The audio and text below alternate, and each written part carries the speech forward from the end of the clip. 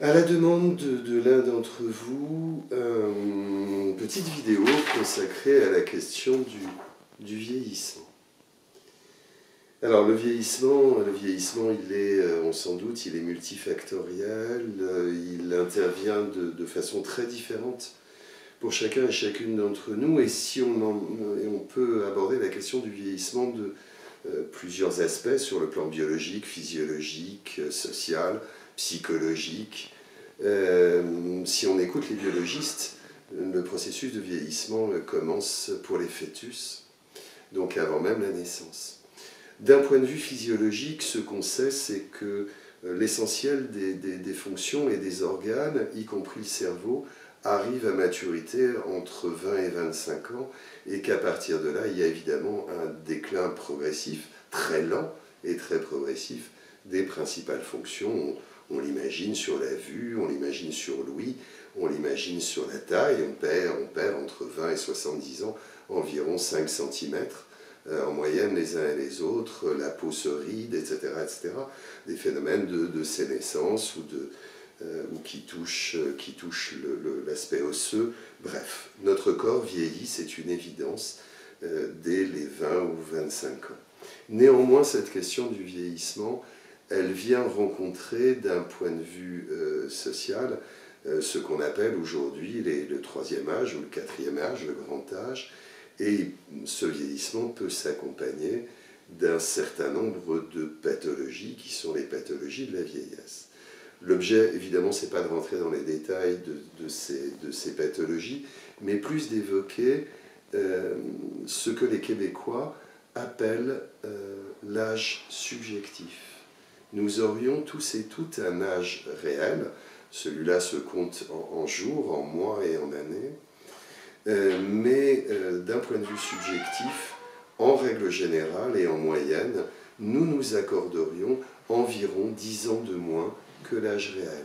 J'ai 60 ans et pourtant j'ai le sentiment d'en avoir 50. J'en ai 40 mais j'ai l'impression d'en avoir 30. Il y a quelque chose de profondément subjectif de ce point de vue-là. Et non seulement on peut dire ça en moyenne, en tout cas pour des gens qui sont en bonne santé, pour des gens qui ne souffrent pas et pour lesquels, par exemple, la retraite peut être extrêmement violente, la mise en retraite peut être extrêmement violente puisqu'on a l'impression d'être plus jeune. Au-delà de ça, évidemment, les conditions de vie qui sont les nôtres et notre histoire personnelle nous amènent à vivre plus ou moins douloureusement ce vieillissement. L'adulte, au fur et à mesure des années, doit faire face à un certain nombre de deuils. Le deuil de la jeunesse, d'abord, le deuil de la santé, éventuellement, donc des deuils qui viennent télescoper, interroger la question de l'image de soi.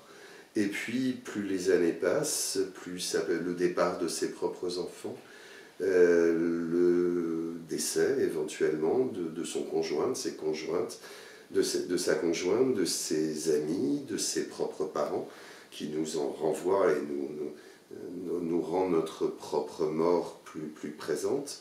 Le deuil de notre utilité sociale, à partir du moment où on est à la retraite, de la pleine activité aussi, puisqu'on n'est pas au même rythme. Et là, ça nous renvoie à la question de l'identité sociale. Un des enjeux principaux du vieillissement, c'est les réajustements identitaires. Alors, ces réajustements identitaires, eh ben, ils supposeraient dans l'idéal de se préparer au vieillissement et notamment dans l'investissement de nouveaux rôles de grands-parents par exemple, si j'ai des enfants, rôle du côté d'engagement associatif ou de mandat d'élu, du temps disponible pour des loisirs, pour s'occuper de soi, pour préparer progressivement, se préparer progressivement à ce vieillissement, au fait d'être vieux, mais de continuer à vivre, à exister. Voilà, on est du côté d'une préparation progressive qui, dans le meilleur des cas, suppose d'anticiper ou d'accompagner ce vieillissement, mais ça passera nécessairement par l'acceptation de ce phénomène.